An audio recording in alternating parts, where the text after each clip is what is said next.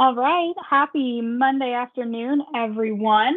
Thank you for joining. I know we're all running really busy restaurants, and so I appreciate you carving a little bit of time out of your afternoon to join us for our Essential Skills seminar.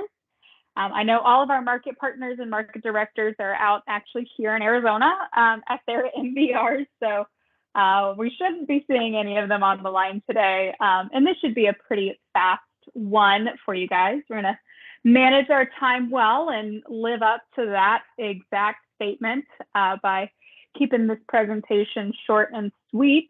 And then I figured, you know what the heck? It's been a while since I've presented on one of these. So why not jump in and share one of my favorite topics and something I'm really passionate about, which is how to effectively manage your time. So I'm sorry, but I'm also not sorry. You guys are stuck with just me today. And we'll be going through just some tips and tricks for helping manage your time. Because gosh knows there is not enough time in the day, especially as restaurant leaders. So you guys know the drill. I've got the chat pulled up so I can see Megan and Brittany, you guys are being so funny, so cute in the chat. But as always, drop chat throughout the call, and we'll speak to those. You're always welcome to unmute and share, but we can go ahead and jump right in. So I love this quote, but it's also so humbling at the exact same time. And it is, don't say you don't have enough time. You have exactly the same number of hours per day that were given to Helen Keller, Pasteur, Michelangelo, Mother Teresa, Leonardo da Vinci, Thomas Jefferson, and Albert Einstein. And that's by H. Jackson Brown. And of course, managing your time sounds so simple. But when you consider all of the moving parts involved in running a restaurant, it is much easier said than it is done. Nonetheless, effective time management is crucial to the success of your day and the execution of the shifts you manage. It all begins with planning and prioritizing. Plan for the things you expect and then prioritize them. This will minimize the stress you feel when confronted with situations that you have no way of predicting. Organizing your time will help keep you focused on your work and relaxed with team members and guests. We work in a dynamic industry where there's always a lot going on, which means it's particularly important for you to know your limits. Be realistic about what you can and cannot take on, and learn to ask for help when you need it. Managers, especially new ones, can get caught in yes mode and overcommit themselves. If you say you'll do something, but you don't really have the time to do it, others will perceive you as unreliable, and you'll start to lose some of that valuable credibility.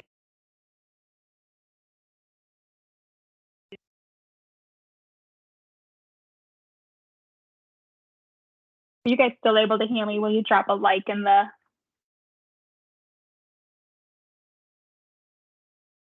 Okay, perfect. My headphones are being finicky today. Thank you, Brittany. So when it comes to managing your time in action, I want you to think of an analogy here. Think of rocks in a bucket. So let's say you had a bucket, and let's say you had some big rocks, enough to fill the bucket to the top, some small stones, and then maybe also some sand and some water. And think about, if you put all of the big rocks in the bucket first, would it be completely full? Now, you've got the big rocks in the bucket. Now, say you put the small stones in around the big rocks.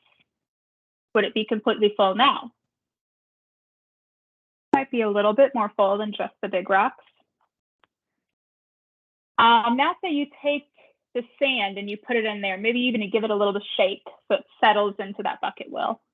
Would the bucket be full now? And lastly, you've got that water still. So you've put the water in the bucket. Is your bucket completely full now? And really the whole point of this analogy, unless you put the big rocks in first, you're not going to be able to get everything in it all. Think about if you start with the water first, and then you put the sand, and then you put the small rocks. You're going to run out of space before you get to those bigger rocks. So instead, you should work the opposite. Plan for the bigger tasks before anything else, like the sand and the water. And don't let those small tasks fill up your day, which will prevent you from getting those bigger tasks. Always start with those big tasks when you're planning out what you need to get done. So we're going to pause here for a quick poll. You'll see launch on your screen here momentarily. But, you know, each of us has a different focus, and there are different things that we may be better at doing or worse at doing.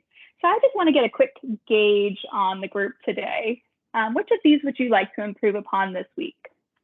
Maybe it's opening or closing the shift and my efficiency in doing the process. Gosh knows we've all been stuck in the restaurant several hours past close, and you get to the end of the nightly paperwork and you think, man, I could have done that way better. Maybe managing the balance between things I need to do at work and the things I need to do personally.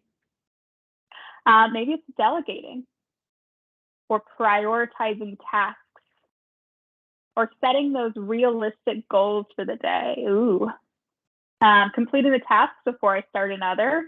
A lot of us like to jump the gun. And then if you have something else that you think you would like to work on more that's not here on the list, feel free to drop that in the chat.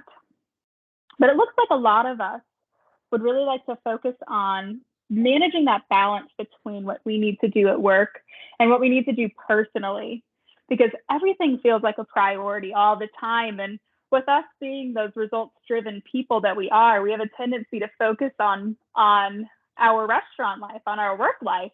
And then our home life becomes, you know, it becomes the second thought. But that home life should be big rocks, just as our restaurant work life is often those big rocks. And so we need to make sure we're putting those big rocks into the bucket first, so we have enough time for that. And then setting realistic goals for the day. Again, sometimes it feels like we're drinking from that fire hydrant. Everything needs to be done right now. And you say, okay, I've got my to-do list and I'm going to get it all done. And then, you know, you get busy or people call out or whatever it may be. And it's just not feasible to do everything alone. So yeah, setting realistic goals and then also prioritizing, it looks like, was number 3. And yeah, again, it's hard to tell what's the most important when everything's the most important. So how can we kind of filter through that noise? So that takes us to, you know, how can you actually manage your time?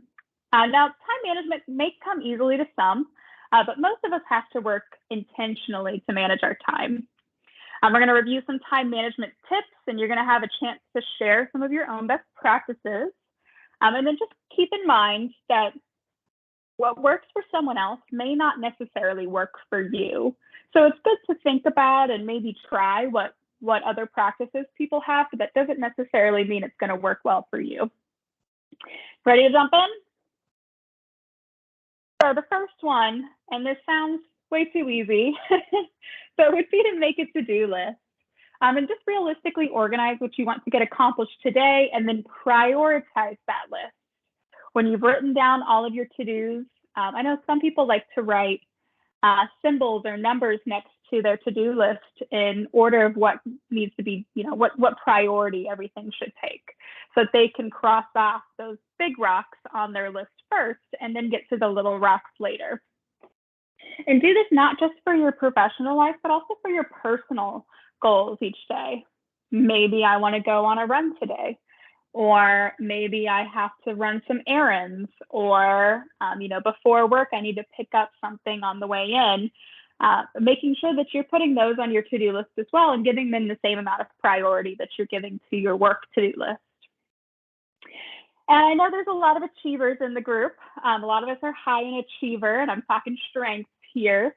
That to-do list is incredibly satisfying to those achievers out there. And so don't be afraid to add what seems meaningless to your to-do list, because that'll actually give you that sense of accomplishment and that drive to actually do more when you can cross those little things off of your list and feel a little bit more accomplished. And I know personally, you guys have probably seen my agenda I carry around with me, but I put my to-do list, my big rocks for today, I actually write in my agenda each day. So I have all my calls mapped out, I have my travel mapped out, and then I also write in, you know, my big to-dos, what I need to get done today is in my agenda as well, so that I can kind of prioritize my to-do list over the entire week.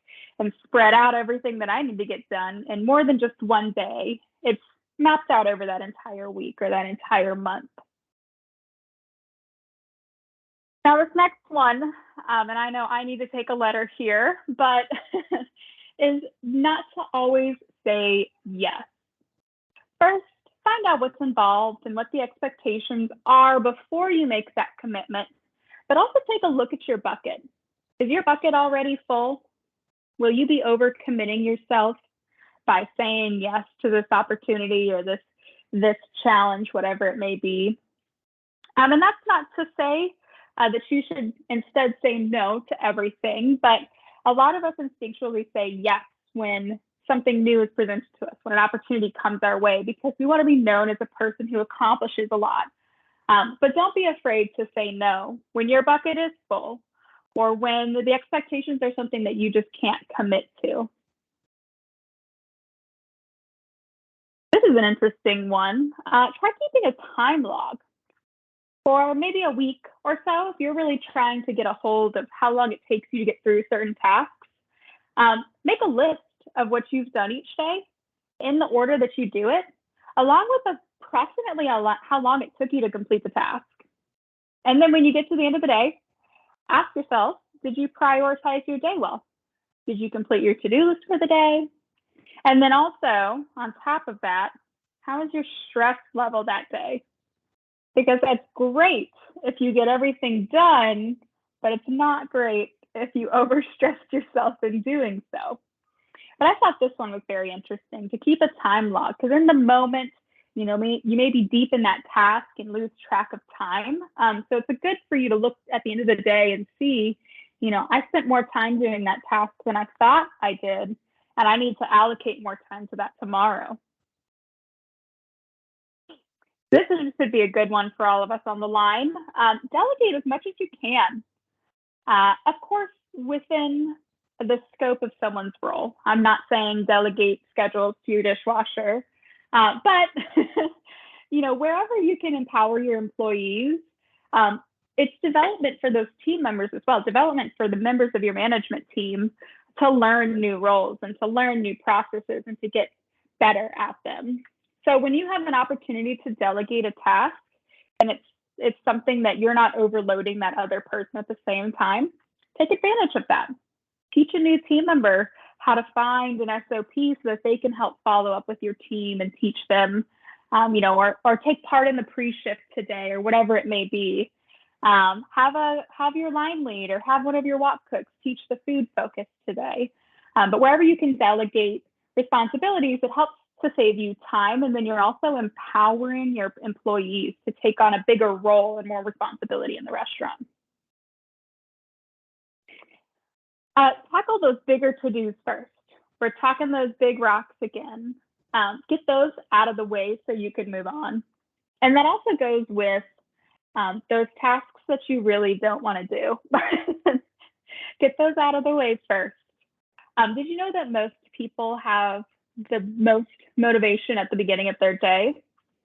So when you get up and you start your day or you start your shift is when you are the most likely to knock those tasks that you really don't want to do or those more challenging tasks. You're more likely to knock those out the earlier on in your day or the earlier on in your shift that you try to tackle them. So take care of those first so that you can kind of move on to the other not quite so important or not quite so challenging tasks. It feels easier as the day goes on. I know a lot of us are offenders here, and I understand we are sharing a space in our restaurant offices, but keeping a clean and organized desk and office can really help you with manage your time. Because if you know where things are and they have a designated spot, you spend so much less time looking for everything. Plus, when you have an organized space, it translates psychologically. You end up with an organized mind. It's easier for you to think and to, digest information and to prioritize tasks from there on. So challenge today, keep that clean, organized desk and office. And then I like this one. Plan your day as if you were going on vacation tomorrow. I mean, aren't we all the most efficient the day before we leave?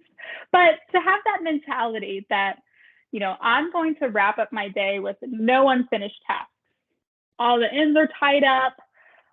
All of the things that needed to be done today are done today. I've left communication for my management team tomorrow. But have that mentality that, wrap up your day as if you're not going to be in the restaurant tomorrow. And you'll have much more sense of accomplishment. And you'll end up getting much more done at the same time. And then last but not least, make sure you plan some downtime for yourself. Your day shouldn't be all go, go, go all day long. Did you know that the human mind can only focus on the same subject for about 75 minutes to about 90 minutes? Once you get past that threshold, focus actually drops dramatically. So every 75 to 90 minutes, give yourself a break. Stand up, do a lap. Or maybe if you're running a shift, step outside or go in the restroom, wash your hands, wash your face. Go grab a quick drink of non-alcoholic soda or water or something, but something to just break that routine that you're doing, because if you go past that 75 to 90 minute mark, your focus starts to drop, your attention starts to drop, your energy starts to drop. So don't be afraid to plan that downtime for yourself into the day. And OPs and ECs, plan that time for your management team in their schedules as well. Where can they overlap each other and give chances for a quick meal break or a quick step outside or whatever it may be.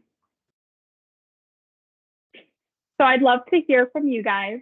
Any practices that you already use for time management? You're welcome to unmute and share or drop in the chat. I've got the chat pulled up, like I said early on in the call, but what practices do you already use for time management?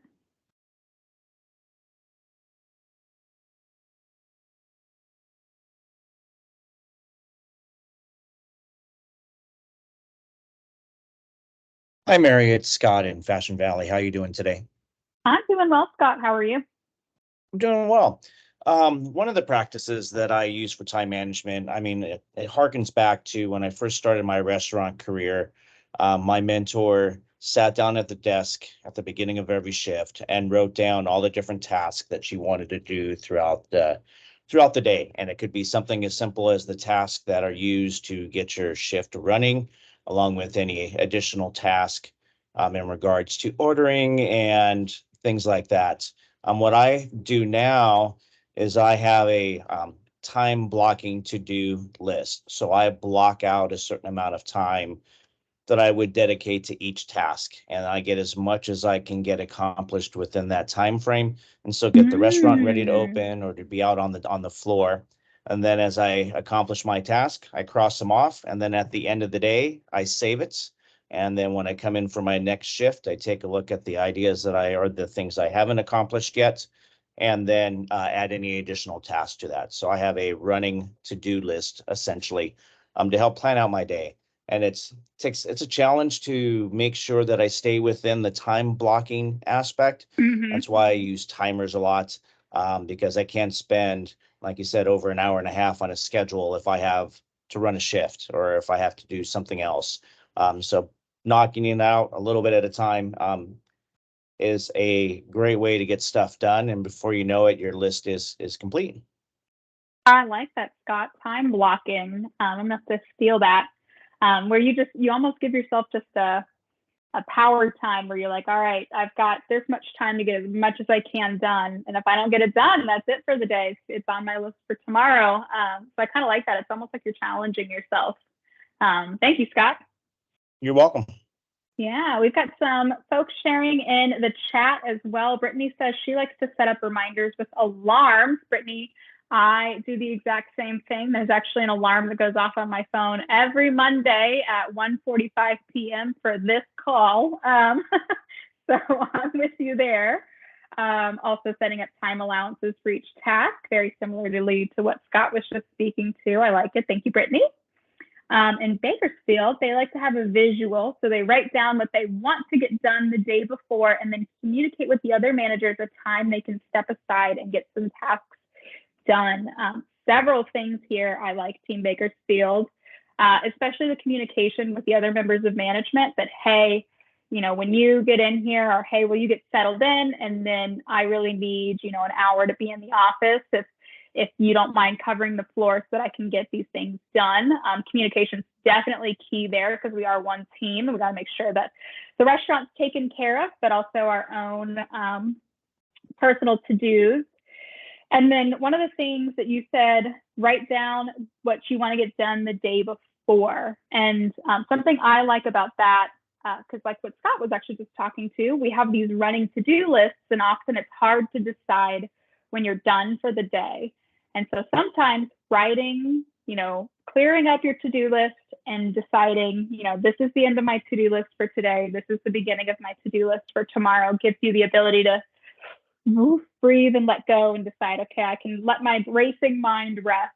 So I love that, Bakersfield. Thank you.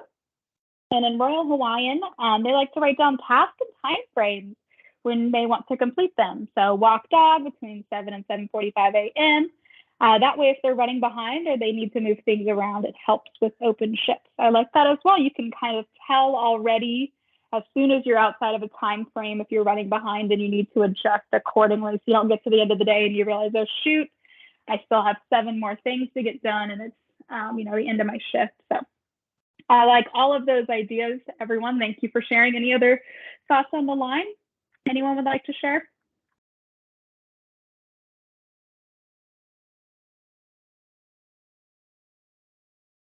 All right, well, great ideas regardless. And we're bringing it on home with our recap. So if you're looking for a new book, a couple of reading suggestions, there's a book called The 25 Best Time Management Tools and Techniques, How to Get More Done Without Driving Yourself Crazy. There's also a book called Successful Time Management if you are looking to expand your library. 2 great suggestions for you. But we have a goal for this week. This week, we're all going to make a to-do list each day, prioritize that list, and measure whether it made you more effective and organized. And then at the end of this week, I'd like you to reflect back. Were there any days or times you could have been more efficient? Were there any days where you took on too much? And do you think you were effective with your time? But that brings us to the end of our presentation today. I promised you a little bit shorter of one. So if you have any thoughts or questions, please feel free to shoot me a message. But otherwise, I appreciate a little bit of your time this afternoon. Thank you, everyone, for joining, as well as your participation. I love the ideas that were shared. So thank you, thank you. But otherwise, have a great rest of your Monday afternoon, everyone, and we'll talk again in a couple of weeks. Have a good one, everyone.